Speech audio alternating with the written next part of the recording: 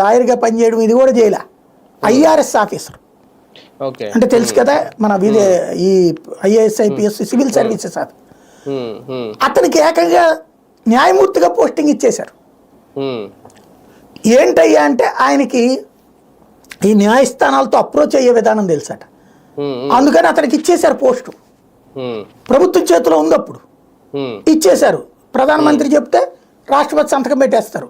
Stamp అంతే, rubber stamp. ఆయన ఆ తర్వాత కాలంలో ఇందిరాగాంధీ మీద కేసులన్నీ కొట్టేసి ఆ తర్వాత 2 ఏళ్లకు ఏమో రిటైర్ అయ్యాడు. బయటికి రాగానే మళ్ళీ ఆయనకి రాజ్యసభ సభ్యత్వం ఇచ్చారు. ఇలాంటి న్యాయ వ్యవస్థను దుర్వినియోగం చేసిన సందర్భాలు బోల్డు. అలాంటి వాటికి అది చర్చ జరిగింది సమాజం పెద్ద ఎత్తున. ఆ చర్చల కారణంగానే ఎవరు ఎందుకు తమని ఇట్లా రిక్రూట్ చేస్తున్నారు తప్పుగా అంటే, లేదా కొన్నిసార్లు చీఫ్ జస్టిస్ అవ్వాల్సిన ఆయన్ని ఆపేసింది ఇందిరాగాంధీ.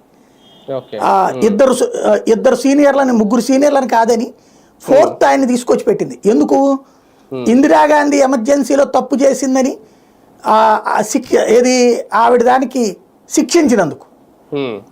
ఆ తర్వాత ఆమె అతన్ని ఉద్యోగంలో ప్రమోషన్ రాకుండా అడ్డుపడింది. చివరికి ఆయన